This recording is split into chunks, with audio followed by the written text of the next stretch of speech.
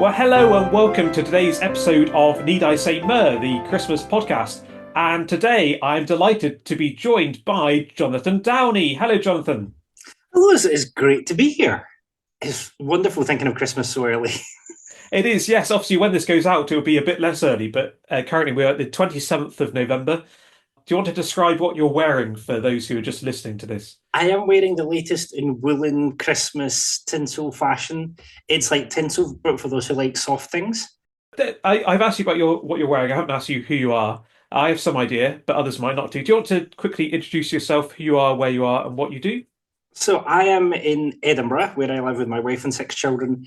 I am a rare bird that I am a trained conference interpreter with French and English, but now I'm trying to spend most of my time, or as much of my time as I can, helping churches become multilingual. So in my day job, I'm interpreting commercially for different international organizations and different companies.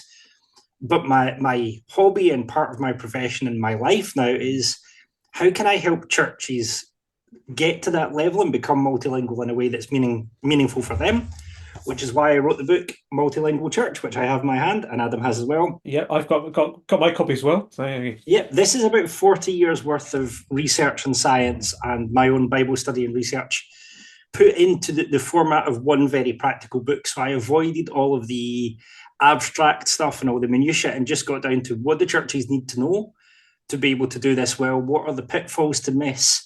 What have researchers learned that is useful to know? In a sense, it's my gift to the church, but it's also, in a sense, my calling card saying, if you want help with this, if you want someone to come alongside you, as well as interpreting, I do consulting programs to help churches work through the decisions that they're having to make. yeah, no, it's great work, and I have read the book, and it is, as you say, it is very practical and considers lots of different aspects for different church contexts because we're all in different church contexts. Multilingual Church available from William Carey Publishing and all good bookstores. And all good bookshops. If they don't have it, please, I would encourage people to order it into your local independent bookshop, not just because they probably pay more tax than Amazon, but also because it helps support the bookshop. And also, it tells my publisher and their distributors that there's a desire for the book. If people keep ordering the book into the bookshop will eventually stock it. And if they stock it, it sells more copies. It's a virtuous circle that happens with these things. And I could have suggested doing this podcast in French, I suppose. We could start again. Bonjour, Jonathan. Ça va? Ouais, ça va très bien. Et toi? I did know they were French and forgotten it all. But we're here to talk about Christmas, Le Noël. And we'll get through the questions. I'll just drop in these bits of French that I remember as we go through. Just random French happening in places. So shout out to all of our French listeners, which I think is no one. So maybe more now that we're in multilingual podcasting. So first question, what is your favorite Christmas decoration? So we have one of these pottery places, a short bus ride from us. And one year my wife went there. She has the artistic skills. I'm not good with my hands. And she made this circular Christmas decoration, which is very simply drawn. And she just drew like a picture showing almost like Jesus as a baby. And that's my favorite one because I think personally that Christmas and Christmas decorations are more meaningful when there's some personal connection. And to know that it was my wife who drew that and who made that, and to see that hanging up on the Christmas tree every year, we try to make a big deal of our house of making Jesus the centre of Christmas.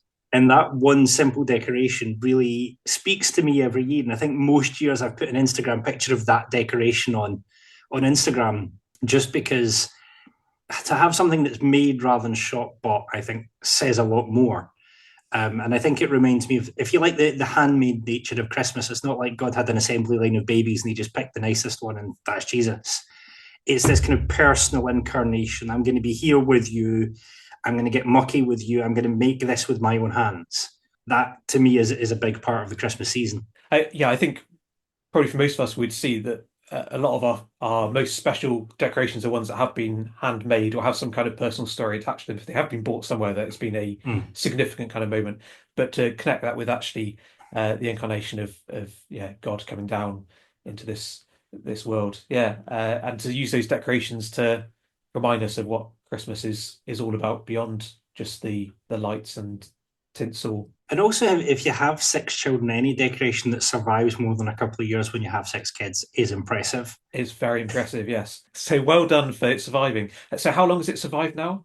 I think at least 3, 4 years now. But the fact that it's survived this long, and also like Christmas when you have young kids is a little bit like a rugby match.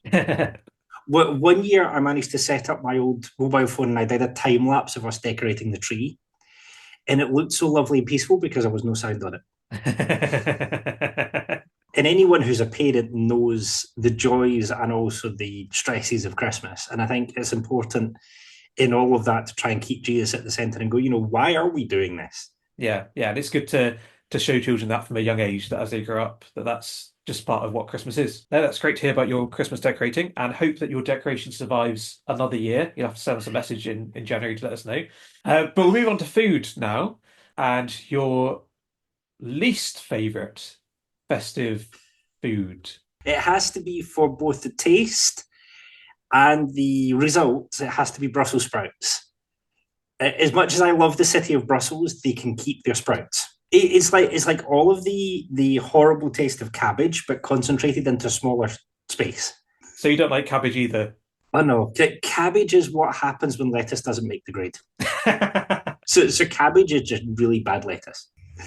I know. Botanically, that's probably not true, but in my mind, you have lettuce, which is good, then cabbage, which is bad, and then they concentrate all the meanness of cabbage into a small ball and call it Brussels sprouts. So I'm anticipating that answer may come up a few times on this podcast as this for this question, but also I know from the last series that we do have some very strong sprout lovers out there in our listeners, and so maybe that you get some pushback on that, and maybe you get some pushback on your comments on cabbages as well.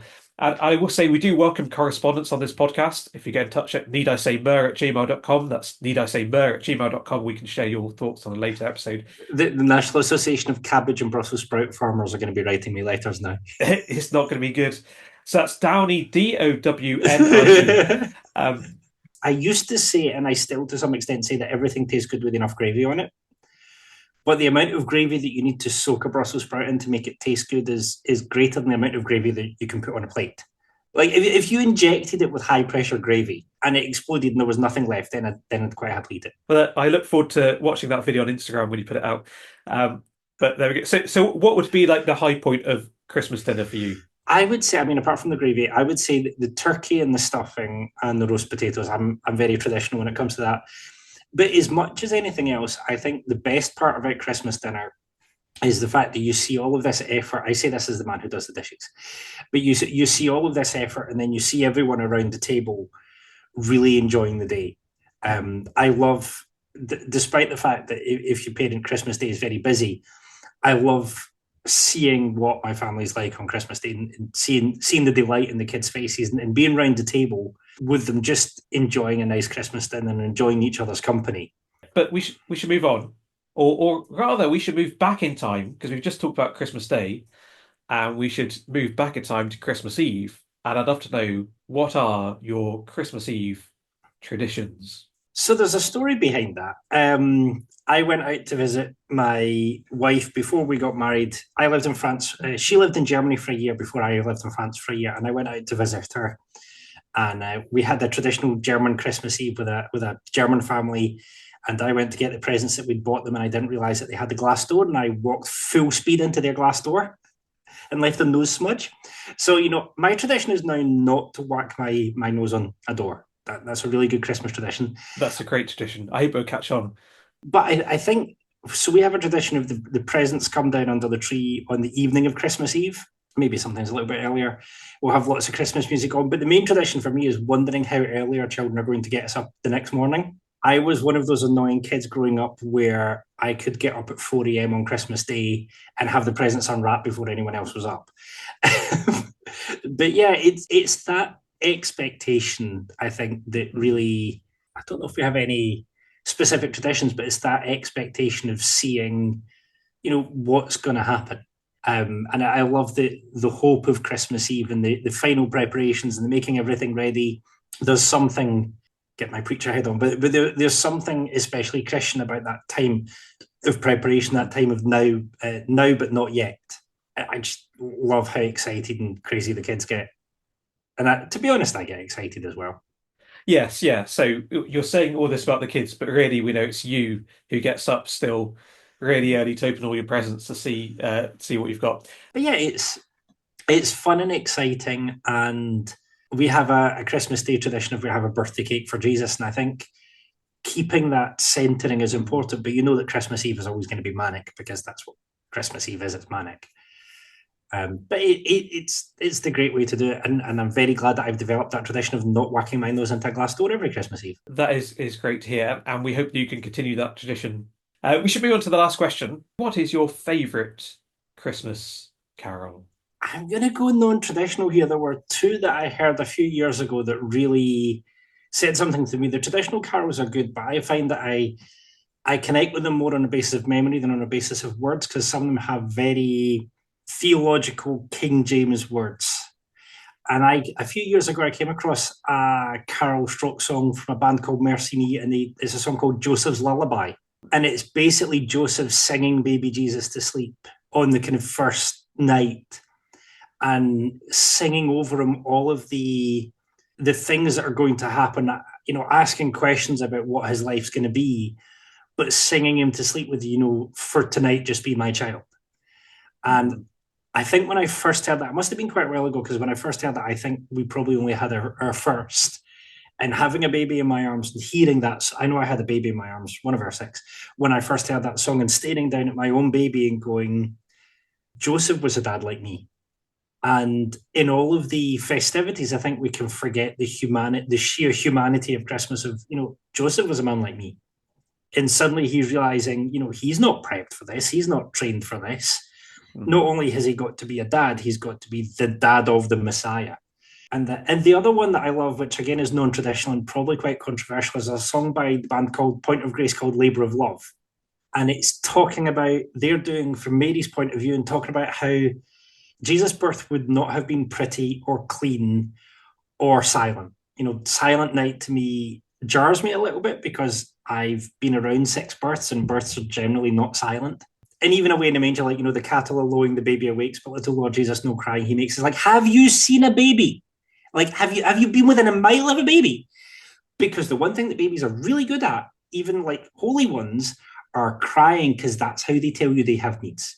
I understand the niceness and the homeliness that we want to create around Christmas, but these reality songs really, I think I sometimes need that gut punch of a hold on, this wouldn't have been pretty. And maybe we have this unrealistic expectation that Christmas will always be pretty and that God's work will always be pretty. And there's a line in Labour of Love where they're like, there was blood on the ground. It's like sometimes God's work looks like someone doing a messy birth. I'm not familiar with either of those songs, so I'll definitely be listening to them, because I think that is one of the weaknesses of kind of traditional carols, is that it doesn't get so much into the gritty reality of it, which is fine. It's different perspectives, isn't it? But to have those songs or other reflections that remind us of the real reality of it, and when the Word became flesh and dwelt among us, the Word really became flesh and dwelt among us in our world. And when we go through messy Christmases, like, Jesus is with us and knows what it's like. And I think as well, I grew up, the evangelical subculture that I grew up in, I was kind of Pentecostal charismatic. We like the powerful Jesus, we like the strong Jesus, we like the healing Jesus. But sometimes, in especially British Christianity, what we really need is messy Jesus. We worship a God who was born in messy circumstances, in a cultural background where, because of the circumstances of his birth, there would have been accusations, there would have been issues. He's not born in palaces. He's born somewhere rough. We worship a God who's not afraid to get his hands dirty and live with us in our muck so that he can bring us out of that. And I think until we get that reality of Christmas, of Jesus is really with us, I don't think we've fully understood Christmas. Yeah, no, that's a great thought to end on, Jonathan, and to remember messy Jesus this Christmas. Thank you for joining us, and we hope that you have a very happy Christmas. Thank you.